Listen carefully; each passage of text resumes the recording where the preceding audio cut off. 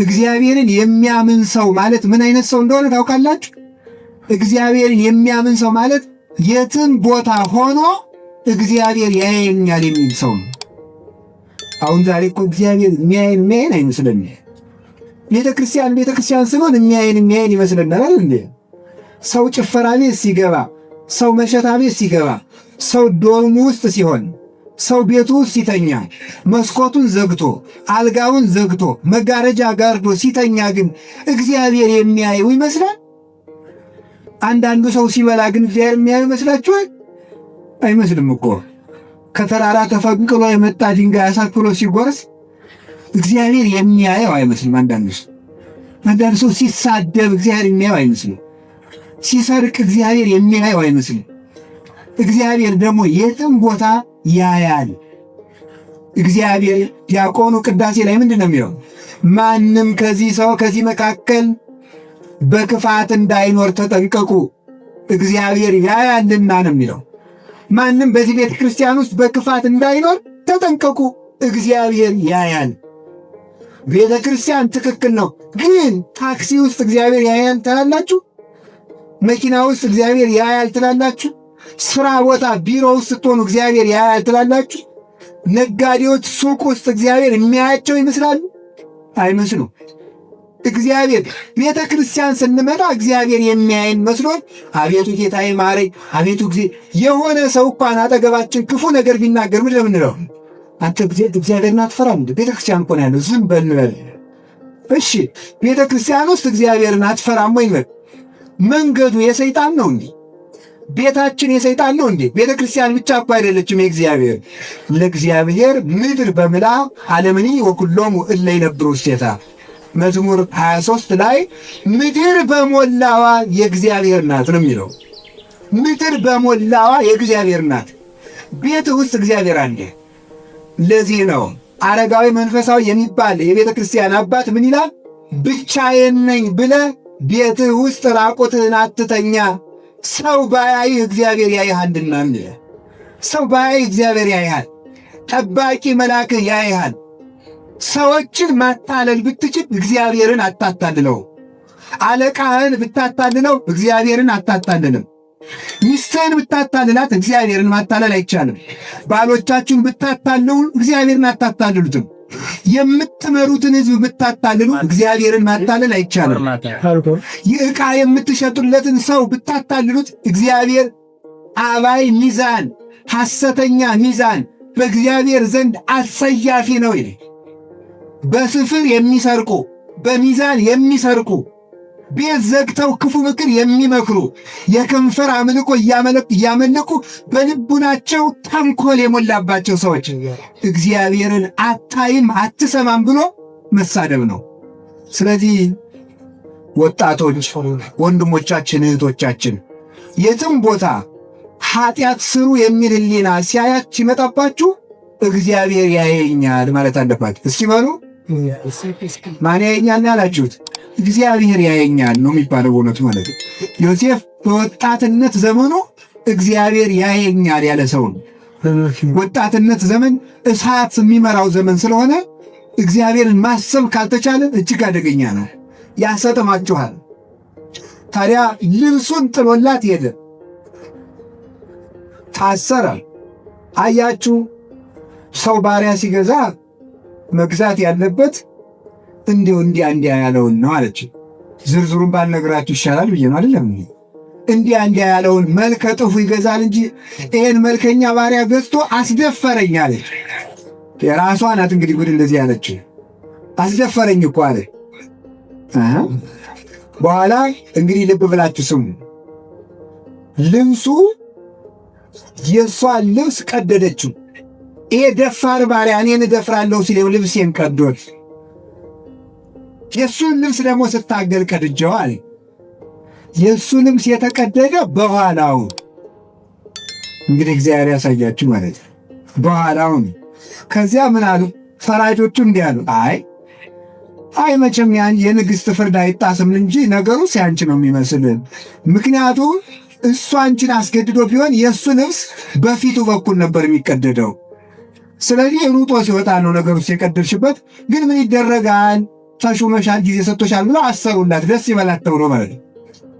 ዛሬ እኮ የሆነ ባለስልጣን እንዳይከፋው ተብሎ ያላበሳቸው መከራቸውን የሚያዩ ሰዎች አሉ። እነገሌን ደስ እንዲላቸው ተብሎ የሚታሰር ሰው አለ።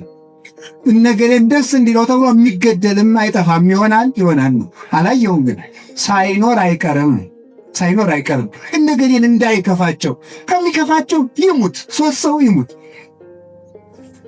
አይደል? እግዚአብሔር ይወዳችሁ። እግዚአብሔር ማንንም ለማዳን ማንንም አይገልም። ፖለቲካ ግን ቢሆን ምን ይባላል? ፖለቲካ ቢሆን ግን የተወሰነ ሰው ከሚረበሽ የተወሰነ ሰው እንግደል ሊባል ይችል ይሆናል። አሁን ብዙ ጊዜ ልናገር እንድቶ እሺ ባትሉኝም እናገራለሁ። ከበሮ ሲመታ አሁን አንዳንዱ ሰው ወንድ ሲሆን ወደ እነማን ዙሮ ነው የሚመታው? ወደ ሴቶች ዙሮ ነው የሚመታው። እንዲያዩት እኮ ነው፣ ሌላ እኮ አይደለም። እንዲያዩት እነሱ እንዲያዩት በዚያ በኩል ማለት ነው። አንዳንዱ ሰው ደግሞ ሴቶች በተቀመጡበት ስንጥቅ አድርጎ የሚያልፍ ሰው አለ። ደግሞ እዚያ እንዲያዩት ነው። ምንም እኮ አይደል። ስለዚህ ከበሮ እነገሌ እንዴት ነው የሚሉኝ፣ በነገሌ ምን ስዕል አለኝ እየተባለ ነው የሚመታው ማለት ነው። አሁን ከበሮ ሲመታ አስክስታው፣ እንቅጥቅጡ፣ ብር መሰኘቱ ምንድን ነው? ለእግዚአብሔር ነው ለሰዎች? እንዲህ ማለት እኮ በቂ ነው። ከበሮ ሲመቱ በጣም መሽከርከር ይቻላል አይቻልም ብሎ ከመጠየቅ በፊት አንድ ጥያቄ መጠየቅ ቀላል ነው። ከበሮ ስንመታ የምንሽከረከረው ለእግዚአብሔር ነው ለሰው ነው? ለሰው ነው። ሴቱም እንደዚያው ማለት ነው። ሴቱም ቢሆን ወንዶች እንዲያዩዋችሁ እያላችሁ ነው የምትኖሩት ሁሉ ይመስለኛል ነው እንግዲህ። እንዲያውም አንድ ጸሐፊ ምን ብሏል መሰላችሁ? የወንድ ልጅ ፍላጎት ማወቅ ከፈለግ ሴትን መመልከት ነው ይላል። ምን ማለት ይመስላችኋል? የምትለብሱት ወንዶች እንዴት ነው አድርገው የሚያስቡኝ እያላችሁ ነው። ጸሐፊ ነው ያላልኩም። እንዴት አድርገው የሚያስቡኝ ደስ እላቸዋለሁ አልላቸውም እያሉ የሚለብሱ ማለት ነው። ለሰው ተብሎ አይደለም የሚኖረው፣ ለእግዚአብሔር ተብሎ። የመጀመሪያው እግዚአብሔር እኔን እንዴት አድርጎ ነው የሚያውቀኝ? በሌብነት ነው የሚያውቀኝ? በመለጋስነት። በውንብድና ነው የሚያውቀኝ? በቅንነት። በትጋት ነው የሚያውቀኝ? በስንፍና። በዝሙት ነው የሚያውቀኝ? በንጽህና። በጾም ነው የሚያውቀኝ? በሆዳምነት። በማመስገን ነው? በተሳዳቢነት ነው? በአስታራቂነት ነው? በነገረ ሰሪነት ነው የሚያውቀኝ ብሎ ነው። ከእግዚአብሔር ፊት ስላላችሁ መልክ ነው መጨነቅ። ለሰው ተብሎ ሰው አሁን ጆኮ ይገርማል። አንድ ሰው ብር ይሰጠና ቤተ ክርስቲያን እገሌ 50 ሺህ ብር ሰጥቷል እልል በሉለት ሰዎች። አሁን ሰውየውም ከዚያ በኋላ ምንድን ነው ሌላ ቀን 10 ብር ሲሰጥ ዝም ብልን ዛሬ አንሶ ነው ያለጨበጨቡልኝ ማለት ይጀምራል። እግዚአብሔር ይቀበለኛል ሳይሆን ሰዎች እንዴት አሉኝ ስለሆነ ማለት ነው። ሰዎች እንዴት አሉኝ፣ ሰዎች ተቀበሉኝ አልተቀበሉኝ። ሰውን መሰረት አድርጎ የሚሰራ ስራ ሰው ሲወድቅ አብሮ ይወድቃል፣ ሰው ሲፈርስ አብሮ ይፈርሳል። ሰውን እየተከተለ እግዚአብሔርን የሚከተል ሰውም ይጠፋል። እግዚአብሔርን ተከትሎ ከሰው ጋር ይኖራል እንጂ ሰውን ተከትሎ ከእግዚአብሔር ጋር አይኖርም። ሰው ተሰባሪ ነው። ሰው ተሰናካይ ነው። ሰው ወዳቂ ነው። ጽኑ እግዚአብሔር ነው። ሩጫቸውን የጨረሱና እሱን የመሰሉ ቅዱሳንን ግን እንከተላቸዋለን። አሁን ለዚች ሰው ተብሎ ያ ጻድቅ ሰው ታሰረ። በኋላ እግዚአብሔር አልተወው። ከእስር ቤት ውስጥ እያለ ደግሞ ሕልም የመፍታት ጸጋን ሰጠው እግዚአብሔር። እስር ቤት ሊያወጣው ሲፈልግ ማለት ነው። ነገር ሁሉ ለበጎ ነው የሚባለው ለዚያ ነው። ነገር ሁሉ ለበጎ ነው። እስኪ በሉ አንድ ጊዜ መመነን። ነገር ሁሉ ለምንድን ነው? ለበጎ ነው። መታሰርም መጨነቅም ሰዎች ሁሉ ተሰብስበው ውሸታም መሆናቸውን ግድ የለም መልካም ነው። 11 ወንድሞች ነበሩ። 11ዱም ጨካኞች፣ 11ዱም ውሸታሞች፣ 11ዱም ደግሞ አሳልፈው የሚሰጡ ናቸው። ኢትዮጵያ ውስጥ 110 ሚሊዮን ሕዝብ ካለ 110 ሚሊዮን 109 ሚሊዮን 999 ሺህ ሰው ውሸታም ሆኖ አንድ ሰው ቢተርፍ እንኳን ይህም ቢሆን ለበጎ ነው። ይህም ቢሆን ለበጎ ነው። እግዚአብሔር በአንድ ሰው መፍትሄ ስለሚያመጣ ማለት ነው። አሁን ሰው በጣም የጨካኞችና የክፉ ሰዎች መብዛት እያስጨነቀው ነው ብዙውን ሰው። አለቀልን ብሎ ወደ መወሰንም እየደረሰ ነው። አንዳንድ ሰው ከዚህ በኋላማ ምን ቀረን እያለ ነው። እግዚአብሔር ሁሉም ክዶ አንድ ሰው ቢቀርም በዚያ መፍትሄ የማምጣት ኃይል ያለው አምላክ ነው እግዚአብሔር። ወንድሞቹ ሁሉ ሸጡት። ከዚያ ደግሞ የተሰደደበት ሀገርም ደግሞ እስራት። አንዳንድ ጊዜ መከራ ሲደራረብ እግዚአብሔር የሌለ ይመስላል።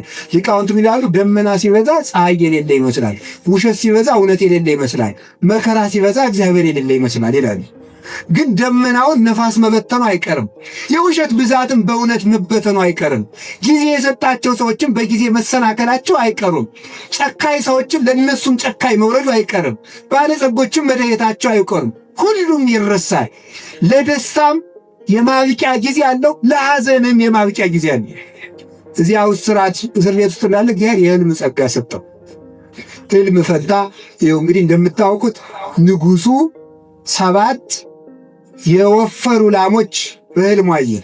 7 የከሱ ላሞች ደግሞ መጥተው የወፈሩትን ላሞች ሲውጧቸው አየ።